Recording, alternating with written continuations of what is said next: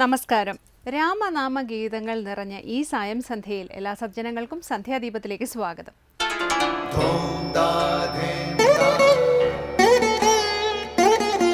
ശുഭം ഭവതു കല്യാണമായുസാരോഗ്യവർദ്ധനം സർവദുഃഖ വിനാശായ സന്ധ്യാദീപം നമോസ്തുതേ.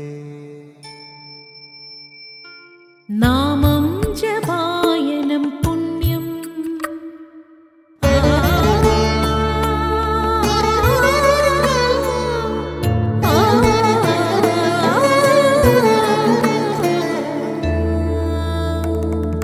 നാമം ജപായനം പുണ്യം നിരുപമദീപാങ്കുരം പോലെ സ്വരശ്രുതിലയവരമതുലം ദീവാങ്കണം മോക്ഷ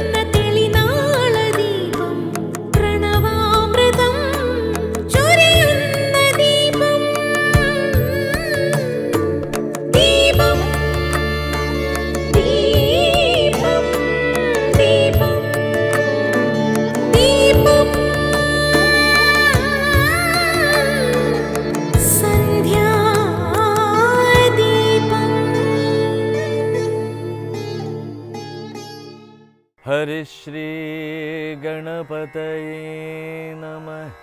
അവിഘ്നമസ്തു. ശ്രീരാമ രാമ രാമ ശ്രീരാമചന്ദ്ര ജയ.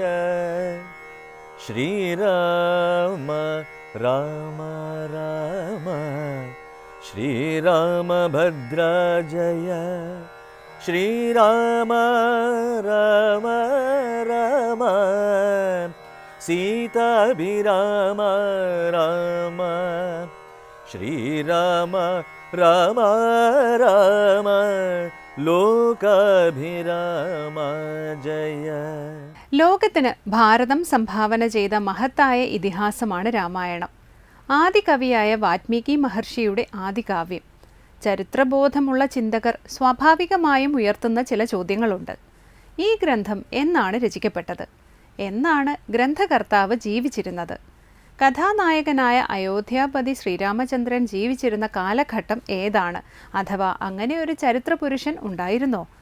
രാമകഥയുടെ എത്രയെത്ര രൂപങ്ങളും പാഠങ്ങളുമാണ് സംസ്കൃതത്തിലും മറ്റ് ഭാഷകളിലും ഭാരതത്തിനകത്തും പുറത്തും പ്രചരിതമായിരിക്കുന്നത്.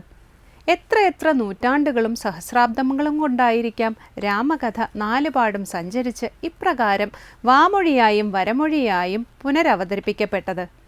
അങ്ങനെ എത്രയെത്ര ചോദ്യങ്ങൾ. ഉത്തരം കിട്ടാത്തതും അപ്രസക്തവുമായ ചോദ്യങ്ങളാണ്. കാരണം ഇവയെല്ലാം ചൂണ്ടുന്നത് രാമായണ കൃതിയുടെ ചുറ്റുപാടുകളിലേക്കാണ്, അതിൻ്റെ ഉള്ളടക്കത്തിലേക്കല്ല. തുടർന്ന് ശ്രീ കാവാലം ശ്രീകുമാർ ശിവാനന്ദ ലഹരി ആലപിക്കുന്നത് കേൾക്കാം.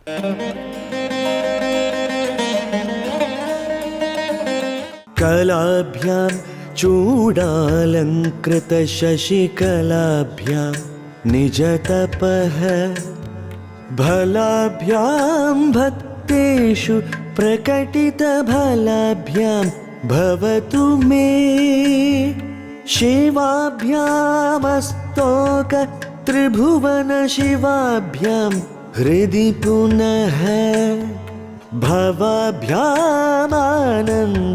സ്ഫുരദനുഭവാഭ്യാം നതിരിയം കലാഭ്യാം ചൂടാലങ്കൃത ശശികലാഭ്യാം നിജതപഃ ഫലാഭ്യാം ഭക്തേഷു പ്രകടിതഫലാഭ്യാം ഭവതു മേ ശിവാഭ്യാമസ്തോക ത്രിഭുവന ശിവാഭ്യാം ഹൃദി പുനഃ ഭവാഭ്യാമാനന്ദ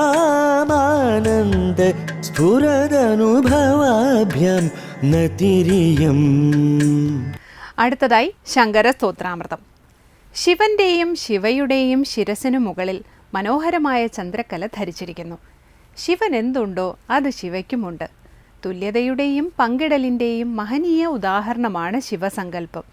ശിവന് ക്ഷീരസാഗരത്തിൽ നിന്നു കിട്ടിയത് 2 വസ്തുക്കളാണ്. ഒന്ന് അങ്ങേയറ്റം കൊടിയ വിഷം, മറ്റൊന്ന് അങ്ങേയറ്റം മനോഹരമായ ചന്ദ്രക്കല. വിഷം ശിവനുള്ളിൽ ഒളിപ്പിച്ചു, ചന്ദ്രക്കല എല്ലാവർക്കുമായി പ്രദർശിപ്പിച്ചു. ശിവാനന്ദ ലഹരിയിലെ ഈ ഭാഗമാണ് ഇന്ന് ശങ്കര സ്തോത്രാമൃതത്തിൽ സ്വാമി ചിദാനന്ദപുരി വിവരിക്കുന്നത്.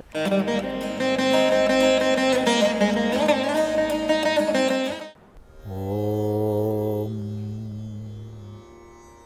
ഗുരുർബ്രഹ്മാ ഗുരുർവിഷ്ണു ഗുരുർദേവോ മഹേശ്വരഃ ഗുരുസാക്ഷാത് പരം ബ്രഹ്മ തസ്മൈ ശ്രീ ഗുരവേ നമഃ.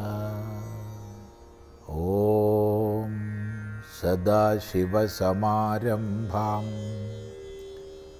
ശങ്കരാചാര്യമധ്യമാം അസ്മദാചാര്യപര്യന്താം വന്ദേ ഗുരുപരമ്പരാം.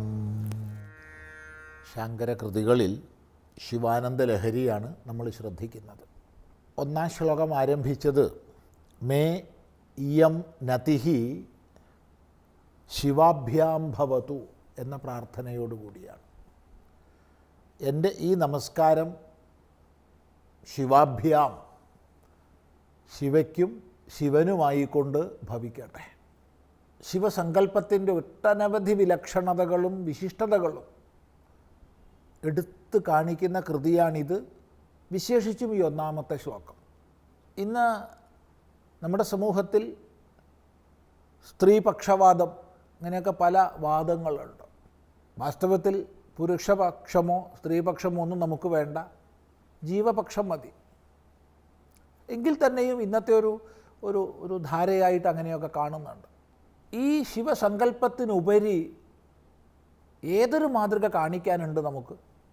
അതുപോലെ തന്നെ പല പ്രദേശങ്ങളിലും പ്രഭാഷണത്തിനും മറ്റും പോകുന്ന സമയത്ത്, പ്രത്യേകിച്ച് മറ്റു പല രാജ്യങ്ങളിലും പോകുന്ന സമയത്തൊക്കെ പലപ്പോഴും വരുന്ന ചോദ്യമാണ്, നിങ്ങളുടെ ധർമ്മവ്യവസ്ഥ, അതിനെ ട്രാൻസ്ജെൻഡേഴ്സിനോടുള്ള വീക്ഷണം എന്താണ്, ബൈസെക്ഷൽസിനോടുള്ള വീക്ഷണം എന്താണെന്നൊക്കെ വിശദമായി പറയേണ്ടതാണ്. എങ്കിൽ പോലും ഒരൊറ്റ ചോദ്യം ചോദിച്ചാൽ ആ ചോദ്യകർത്താക്കളൊക്കെ മൗനമാവാറുണ്ട്. ശിവസങ്കല്പം, അർദ്ധനാരീശ്വര സങ്കല്പം, ശരീരത്തിൻ്റെ പകുതി സ്ത്രീയും പകുതി പുരുഷനും.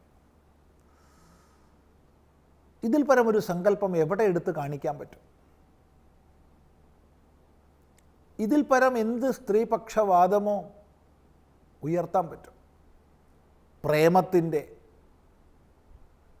അതിലൂടെയുള്ള പങ്കുവെക്കലിൻ്റെ ഇതിൽ പരം വലിയ മാതൃക ലോകത്ത് എവിടെയുണ്ട്? അതാണ് ശിവയുടെയും ശിവൻ്റെയും രൂപം. ശിവാഭ്യാം, അവർക്കായിക്കൊണ്ട്, ശിവയ്ക്കും ശിവനുമായിക്കൊണ്ട് എൻ്റെ ഈ നമസ്കാരം ഭവിക്കട്ടെ. എങ്ങനെയുള്ള കലാഭ്യാം? നേരത്തെ സൂചിപ്പിച്ചു, ഈ ശ്ലോകത്തിൽ എല്ലാ പദങ്ങളും ചതുർത്ഥി വിഭക്തിയിൽ ദ്വിവചനത്തിലുള്ളവയാണ്. ചതുർത്ഥി വിഭക്തി ആയിക്കൊണ്ട് എന്നുള്ള അർത്ഥമാണ്. അപ്പോൾ 2 കലകൾക്കുമായിക്കൊണ്ട്, 2 കലാസ്വരൂപന്മാർക്കായിക്കൊണ്ട്. എന്താണ് കല? കല അവയവമാണ്. കല അവയവമാണ്. സമ്പൂർണ്ണ പ്രപഞ്ചത്തിൻ്റെയും അവയവങ്ങൾ, സമസ്ത ലോകങ്ങളും അവിടുത്തെ അവയവങ്ങളാണ്. അഥവാ കല, നൃത്തം, സംഗീതം തുടങ്ങിയവയാണ്. സകല നൃത്തങ്ങളുടെയും സംഗീതങ്ങളുടെയും മൂലരൂപം ശിവനൃത്തമാണ്. അത് ശിവയുടെ ലാസ്യമായാലും കൊള്ളാം, ശിവൻ്റെ താണ്ഡവമായാലും കൊള്ളാം. ശിവാലാസ്യവും ശിവതാണ്ഡവവും. അതാണ് ഈ പ്രപഞ്ചത്തിൻ്റെ ആവിഷ്കാരം, ആവിർഭാവം. സർവശബ്ദശാസ്ത്രങ്ങളും അതിൽ നിന്നാണ്ടാവുന്നത്. വ്യാകരണം തുടങ്ങിയവ, സകല നൃത്ത വിഭാഗങ്ങളും അതിൽ നിന്നാണ്ടാവുന്നത്. സകല സംഗീത വിഭാഗങ്ങളും അതിൽ നിന്നാണ്ടാവുന്നത്. സകല രാഗങ്ങളും താളങ്ങളും എല്ലാം സമന്വയിക്കപ്പെട്ടതാണ്. അങ്ങനെയുള്ള കലാസ്വരൂപന്മാർക്കായിക്കൊണ്ട് എൻ്റെ ഈ നമസ്കാരം ഭവിക്കട്ടെ. ഇനി വേദം, വേദാംഗ, ഉപവേദ, ഇതിഹാസ, പുരാണ, ധർമ്മശാസ്ത്രാദി സകലവും കലകളാണ്. അങ്ങനെയുള്ള എല്ലാ കലകളും ആരുടെ ഭാവങ്ങളാണോ അങ്ങനെയുള്ളവർക്കായിക്കൊണ്ട് എൻ്റെ ഈ നമസ്കാരം ഭവിക്കട്ടെ. കലാഭ്യാം ശിവാഭ്യാം മേ ഇയം നതിഹി. എൻ്റെ ഈ നമസ്കാരം ഭവിക്കട്ടെ. എങ്ങനെയുള്ള കലാഭ്യാം അഥവാ എങ്ങനെയുള്ള ശിവാഭ്യാം? ചൂടാലങ്കൃത ശശികലാഭ്യാം. ചൂടയിൽ ശിരസിൻ്റെ ഉപരിഭാഗത്ത് അലങ്കരിച്ചിരിക്കുന്ന ശശികല, ചന്ദ്രക്കല. അപ്പം ശിരസിന് മുകളിൽ അതിമനോഹരമായി ചന്ദ്രക്കലയെ ധരിച്ചവരായ രണ്ടു പേർക്കും, ശിവയ്ക്കും ശിവനും. ശിവൻ എന്തെല്ലാം ഉണ്ടോ അതെല്ലാം ശിവയ്ക്കുമുണ്ട്, ശിവയ്ക്ക് എന്തെല്ലാം ഉണ്ടോ അതെല്ലാം ശിവനുമുണ്ട്. അതാണ് ഈ സങ്കല്പത്തിൻ്റെ വിശിഷ്ടത. അപ്പോൾ സ്വന്തം ശിരസിൻ്റെ അലങ്കാരമായി ചന്ദ്രകലയെ ധരിച്ചവരാണ്. അത് ഒരേ സമയത്ത് അലങ്കാരമാണ്, അതേ സമയത്ത് വലിയൊരു ഒരു ഒരു സദാചാര മര്യാദയെ പ്രദർശിപ്പിക്കലുമാണ്. കാരണം ശിവന് ക്ഷീരസമുദ്രത്തിൽ നിന്ന് രണ്ട് വസ്തുക്കളാണ് ലഭിച്ചത്. ഒന്ന് വിഷവും ഒന്ന് ചന്ദ്രകലയും. തനിക്കൊരാൾ രണ്ട് വസ്തുക്കളെ തന്നു. ഒന്ന് അങ്ങേയറ്റം ദോഷകരമായ വിഷം, ഒന്ന് അങ്ങേയറ്റം മനോഹരമായ ചന്ദ്രകല. വിഷത്തെ ഉള്ളിൽ വെച്ചു, ആരും കാണണ്ട. ചന്ദ്രകലയെ പ്രദർശിപ്പിച്ചു, എല്ലാവരും കാണട്ടെ. അപ്പം നമുക്കൊരാൾ ചെയ്യുന്ന ഉപദ്രവം പുറത്ത് പറയാതിരിക്കുക, നമുക്കൊരാൾ ചെയ്യുന്ന ഉപകാരം ലോകത്തെ മുഴുവൻ അറിയിക്കുക. എന്തൊരു മഹനീയമായ ആദർശം! ഇങ്ങനെ ചന്ദ്രകലയെ ധരിച്ച രണ്ടു പേർക്കായിക്കൊണ്ടും എൻ്റെ ഈ നമസ്കാരം ഭവിക്കട്ടെ. കലാഭ്യാം ചൂടാലങ്കൃത ശശികലാഭ്യാം. തുടർന്ന് നമുക്ക് അടുത്ത പ്രാവശ്യം ശ്രദ്ധിക്കാം.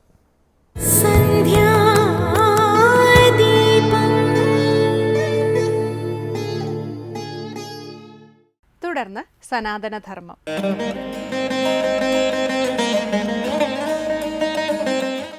ഓം നമോ ഭഗവതേ വാസുദേവായ. എല്ലാവർക്കും എൻ്റെ പ്രണാമം.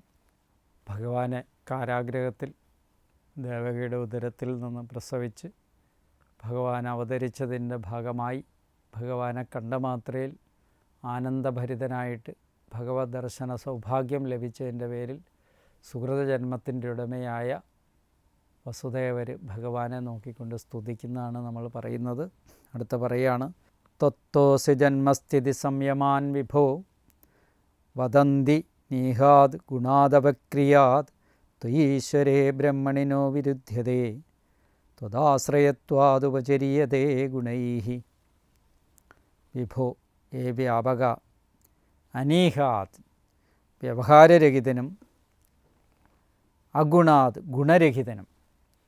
ഭഗവാനെന്ന് പറഞ്ഞാൽ വ്യവഹാരരഹിതനാണ്.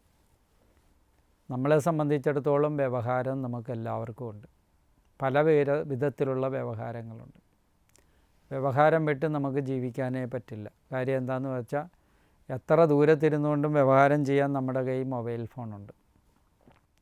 അത്രയും വ്യവഹാരങ്ങൾ നമ്മുടെ ജീവിതത്തിൽ നമ്മളെ സ്വാധീനിച്ചു കഴിഞ്ഞു. വ്യവഹാരപ്രിയന്മാരായി മനുഷ്യരത്രയും. പക്ഷേ ഭഗവാൻ ഈ വ്യവഹാരത്തിൻ്റെ നടുക്ക് വന്നാലും അനീഹാദ് വ്യവഹാരരഹിതനാണ് ഭഗവാൻ. എന്നാലോ വ്യാപകനുമാണ്. എല്ലായിടത്തും ഉണ്ട് താനും വ്യവഹാരരഹിതനുമാണ്. ഇത് നമുക്കെല്ലാവർക്കും സാധിക്കുന്നതല്ല. പിന്നെ അഗുണാത് ഗുണരഹിതനുമാണ്. ഒരു പ്രത്യേകിച്ച് ഇന്നതെന്ന് പറയാൻ പറ്റില്ല, ഇന്ന ഗുണത്തിന് അധീനമെന്ന് പറയാൻ പറ്റില്ല. ഗുണരഹിതനാണ് ഭഗവാൻ. സത്വരജസ്തമോ ഗുണാതീതനാണ് ഭഗവാൻ. അവിക്രിയാത് വ്യവഹാരരഹിതനെന്ന് പറഞ്ഞ പോലെ തന്നെ വികാരരഹിതനുമാണ് ഭഗവാൻ. വികാരങ്ങളൊന്നും ഭഗവാനെ അങ്ങോട്ടും ഇങ്ങോട്ടും ക്രോധം വരുന്നില്ല, ദേഷ്യം വരുന്നില്ല. ഭൃഗുമഹർഷി നെഞ്ചത്തെ ഓട്ടിയപ്പോഴും വികാരരഹിതനായി നിന്നു ഭഗവാൻ എന്നുള്ളതാണ്. അപ്പോൾ വികാരരഹിതനുമായ ത്വത്തഹ നിന്തിരുവടിയിൽ നിന്നും, അല്ലയോ ഭഗവാനെ അങ്ങ് വ്യവഹാരരഹിതനാണ്, ഗുണരഹിതനാണ്, അതുപോലെ വികാരരഹിതനാണ്. ഇതാണ് ഭക്തന്മാർ സംശയിക്കേണ്ടത്. ഭഗവാൻ എങ്ങനെയാണെന്ന് പറയുക, ഭഗവാന്റെ സ്വരൂപം എന്താണെന്ന് പറയുകയാണ്. എല്ലായിടത്തും നിറഞ്ഞ് വിഭുവാണെന്നുള്ള കാര്യം ആദ്യം മനസ്സിൽ ഉറപ്പിക്കുക. നിങ്ങൾ ഈ എവിടെ ഇരുന്ന് പ്രാർത്ഥിച്ചാലും അവിടെയും ഭഗവാനുണ്ട്. സർവവ്യാപിയായ ഭഗവാനുണ്ട്. ഏത് വ്യവഹാരത്തിലും ഭഗവാനുണ്ട്. നിങ്ങൾ വീട്ടിൽ ചെയ്യുന്ന കർമ്മങ്ങൾ എവിടെ ചെയ്താലും ആ വ്യവഹാരത്തിലെല്ലാം ഭഗവാനുണ്ട്. എന്തുകൊണ്ട്? ആ വ്യവഹാരത്തിന് അതീതനുമാണ് ഭഗവാൻ. പിന്നെയോ അഗുണാത് ഗുണരഹിതനുമാണ്. നിങ്ങളെന്തിനാണ് ശ്രേഷ്ഠ ഗുണങ്ങളെ ലഭിക്കുമ്പോൾ സന്തോഷിക്കുകയും അല്ലാത്തപ്പം ദുഃഖിക്കുകയും ചെയ്യുന്നു? അങ്ങനെ ഒന്നും വേണ്ട. വികാരരഹിതമായ നിന്തിരുവടിയിൽ നിന്ന് അസ്യ ഇതിൻ്റെ ജന്മസ്ഥിതി സംയമാൻ, ജനനത്തെയും നിലനിൽപ്പിനെയും നാശത്തിനെയും. ഏതൊരു വസ്തു ഉണ്ടാകുന്നോ അതിന് ജനനമുണ്ട്, അതിനൊരു നിലനിൽപ്പുണ്ട്, അതിനൊരു നാശമുണ്ട്. നാശത്തെയും വദന്തി പറയുന്നു. ഇങ്ങനെയുള്ളൊരു വസ്തുവിൻ്റെയാണ് ജന്മസ്ഥിതി നാശങ്ങളെ പറയുന്നത്. എന്തൊക്കെ? വികാരരഹിതനും ഗുണരഹിതനും വ്യവഹാരരഹിതനുമായ ഒരു വസ്തുവിനെക്കുറിച്ചാണ് പറയുന്നത്. ബ്രഹ്മണേ ബ്രഹ്മവും ഈശ്വരേ ഈശ്വരനും ആയത്തൊയ് നിന്തിരുവടിയിൽ ത്വദാശ്രയത്വം അത് അങ്ങേ ആശ്രയിച്ചവനെന്നുള്ള കാരണത്താൽ ഗുണൈഹി ഗുണങ്ങളാൽ ചെയ്യുന്നവ ഉപചര്യതയെ ഉപചരിക്കപ്പെടുന്നു, നോ വിരുദ്ധ്യതയെ വിരോധിക്കപ്പെടുന്നില്ല. ആത്മാവിനാൽ കാണപ്പെടുന്ന ഈ സർവചരാചര പ്രപഞ്ചത്തിലും ഭഗവാൻ എന്താണ്? വികാരരഹിതനായിട്ടും ഒക്കെ കാണപ്പെടുന്നെങ്കിൽ കൂടിയും എന്താ? ഈശ്വരനായ നിന്തിരുവടിയിൽ അങ്ങേ ആശ്രയിച്ച് എന്നുള്ള കാരണത്താൽ ഗുണങ്ങളാൽ ചെയ്യുന്നവ ഉപചരിക്കപ്പെടുന്നു, വിരോധിക്കപ്പെടുന്നില്ല എന്നർത്ഥം. ഭഗവാനെ ആശ്രയിക്കുക, ഇനി വിചാരവും വികാരവും ഇല്ലാത്ത ഒരാളെ ആശ്രയിച്ചാൽ എന്തെങ്കിലും ഗുണം കിട്ടുമോ? ആശ്രയിക്കുന്നവർക്ക് തത്ഫലത്തെ ഭഗവാൻ നൽകുകയും ചെയ്യുന്നു. ഏതൊക്കെ രീതിയിലാണോ ഭഗവാനെ പ്രാർത്ഥിക്കുന്നത് നോക്കുക. ഒരു പാത്രത്തിനകത്ത് ഒരൽപ്പം ചീരയില വറ്റിപ്പിടിച്ചു, അത് വെച്ചുകൊണ്ട് ഭഗവാനോട് പ്രാർത്ഥിച്ചു ഇല്ലേ? എന്തിനാ? ഈ ഭക്ഷണം കൊടുക്കണം, മഹർഷി വന്നിട്ട് പോയിരിക്കുക, ഭക്ഷണം കൊടുക്കണം, അതിനു വേണ്ടിയിട്ട് പ്രാർത്ഥിച്ചു. പ്രാർത്ഥിച്ചപ്പോൾ എന്തായി? ഭഗവാൻ വന്നു, ഭഗവാന്റെ അനുഗ്രഹം അവിടെ ഉണ്ടായി. വസ്ത്രാക്ഷേപ സമയത്ത് പാഞ്ചാലി അനുഗ്രഹത്തിന് വേണ്ടി പ്രാർത്ഥിച്ചു, അവിടെ അനുഗ്രഹമുണ്ടായി. ആരാണോ പ്രാർത്ഥിക്കുന്നത് അവർക്കെല്ലാം ഭട്ടതിരിപ്പാട് ഭഗവാൻ സന്നിധി ചെന്നുകൊണ്ട് തൻ്റെ വാതരോഗം മാറ്റണേന്ന് പ്രാർത്ഥിച്ചു. ആ പ്രാർത്ഥന ഭഗവാൻ കേട്ടു. ഇങ്ങനെ പ്രാർത്ഥിച്ചിരുന്നവരൊക്കെ തന്നെ പൂന്താനം ഉണ്ണിയുള്ളതും പോയി, ഇനി ഉണ്ണിയായിട്ട് ഭഗവാൻ തന്നെ മതിയെന്ന് തീരുമാനിച്ചു, അതും ഭഗവാൻ കൊടുത്തു. വില്ലുമംഗലം സ്വാമിയാർ എപ്പോഴും കൃഷ്ണ ഭഗവാൻ കൂടെ വേണമെന്ന് വിചാരിച്ചു, ഭഗവാൻ എപ്പോഴും കൂടെ ഉണ്ടായി. ഇങ്ങനെ പ്രാർത്ഥിച്ചിരുന്നവർക്കും അനുഷ്ഠിച്ചിരുന്നവർക്കും യഥോചിതം ഭഗവാൻ വികാരരഹിതനും ഗുണരഹിതനാണെങ്കിൽ കൂടിയും ആശ്രയിക്കുന്നവർക്ക് വേണ്ടുന്ന അഭീഷ്ടങ്ങളെയെല്ലാം വഴിയാവണ്ണം നൽകിയിരുന്നെന്നുള്ള കാര്യം നമ്മൾക്ക് ഓർമ്മ വേണം. അപ്പോൾ നമ്മൾ ആശ്രയിക്കുകയാണെങ്കിൽ ഇങ്ങനെ ഇതൊന്നുമില്ലാതെ അതീതനായി നിൽക്കുന്ന ഭഗവാന്റെ മുമ്പിൽ ചെന്ന് ഭഗവാനെ ആശ്രയിച്ചാൽ തീർച്ചയായും ഭഗവത് അനുഗ്രഹം നമുക്ക് ലഭിക്കും എന്നുള്ള കാര്യത്തിൽ ഒരു സംശയവും വേണ്ട. മനസ്സിലായല്ലോ? അപ്പോൾ ഇത് മനസ്സിലാക്കാനാണ് നമ്മളെ ഭാഗവത ഏറ്റവും പ്രധാനമായിട്ട് പഠിപ്പിക്കുന്നത്. ആശ്രയിക്കുന്നവർക്ക് ആശ്രയത്തിനൊത്തുള്ള ഗുണഫലങ്ങളെ ഭഗവാൻ നൽകുമെന്നുള്ള കാര്യം ഭാഗവതം പഠിപ്പിക്കുന്നു. അപ്പോൾ നിത്യാനുഷ്ഠാനം, ഒരു ക്ഷേത്ര ദർശനം മാത്രം പോരാ എന്നുള്ള കാര്യമാണ് ഭഗവാൻ ഇവിടെ ഭാഗവതം പറയുന്നത്. എന്തുവാ? ഗുണരഹിതനും വികാരരഹിതനുമായ ഭഗവാനെ ആശ്രയിക്കുന്നവർക്ക് സദാസമയം കിട്ടുന്ന സമയം ജീവിതത്തിൽ രാവിലെയും വൈകുന്നേരങ്ങളിലും പ്രാർത്ഥന മുടങ്ങാതെ ചെയ്യുക. അതിൻ്റെ ഒരു ഫലം നിങ്ങളുടെ ജീവിതത്തിലുണ്ടാവും. ഒന്ന് മനസ്സ് നന്നാവും, വീട്ടിലെ അന്തരീക്ഷം മാറും, കുടുംബ ഐക്യങ്ങളുണ്ടാവും. ഐക്യമത്യ പുഷ്പാഞ്ജലിയേക്കാളും ഫലം ചെയ്യും. എന്തുകൊണ്ട്? നിങ്ങൾ ഒരാൾ നന്നായി കഴിഞ്ഞാൽ അതിനെ ആശ്രയിച്ച് നിൽക്കുന്ന മുല്ലപ്പൂമ്പൊടി ഏറ്റുകിടക്കും കല്ലിനുമുണ്ടാം സൗരഭ്യം. നിങ്ങളുടെ മനസ്സിൻ്റെ വിശുദ്ധി കൊണ്ട് തന്നെ നിങ്ങളോട് അടുത്ത് നിൽക്കുന്ന ആളുകളും അതിനൊത്ത് മാറിക്കോളും. നിങ്ങൾ മാറാതെ ആരെയും മാറ്റാൻ ശ്രമിക്കരുത്. നിങ്ങളുടെ മാറ്റമാണ് ഇവിടെ അനിവാര്യം. ആ അനിവാര്യം എങ്ങനെയായിരിക്കണം? ഭഗവാനോട് ആശ്രയിച്ചു കൊണ്ടായിരിക്കണം എന്നുള്ള കാര്യം ഭാഗവതം നമ്മുടെ വസുദേവരുടെ സ്തുതിയിലൂടെ തന്നെ വെളിപ്പെടുത്തിയിരിക്കുന്നു. എല്ലാവരെയും ഭഗവാൻ അനുഗ്രഹിക്കട്ടെ. നമസ്കാരം.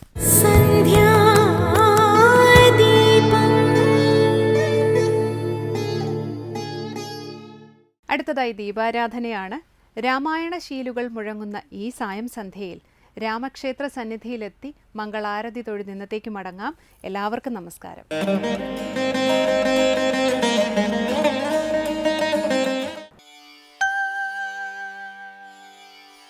ശ്രീരാമ രാമ രാമ ശ്രീരാമചന്ദ്ര ജയ. ശ്രീരാമ രാമ രാമ ശ്രീരാമഭദ്ര ജയ. ശ്രീരാമ രാമ സീതാഭിരാമ രാമ. ശ്രീരാമ രാമ രാമ ലോകാഭിരാമ ജയ. ശ്രീരാമ രാമ രാമ രാവണാന്തക രാമ. ശ്രീരാമ മമ ഹൃദി രമതാം രാമ രാമ. ശ്രീരാഘവാത്മാ രാമ. ശ്രീരാമ രമാപതേ. ശ്രീരാമ രമണീയ വിഗ്രഹ നമോസ്തുതേ. നാരായണായ നമോ നാരായണായ നമോ നാരായണായ നമോ നാരായണായ നമഃ.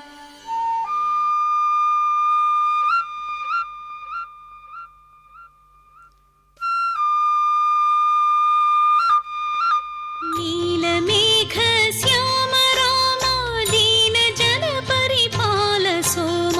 നീലമേഘശ്യാമ രാമ ദീനജന പരിപാല സോമ.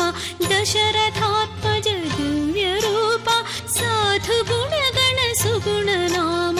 ദയാ സാന്ദ്ര രാമചന്ദ്ര അയോധ്യാപുര സാർവഭൗമ.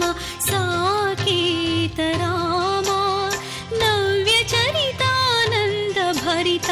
പാഹി മാം ശ്രീരാമ പാഹി മാം ജയ രാമ.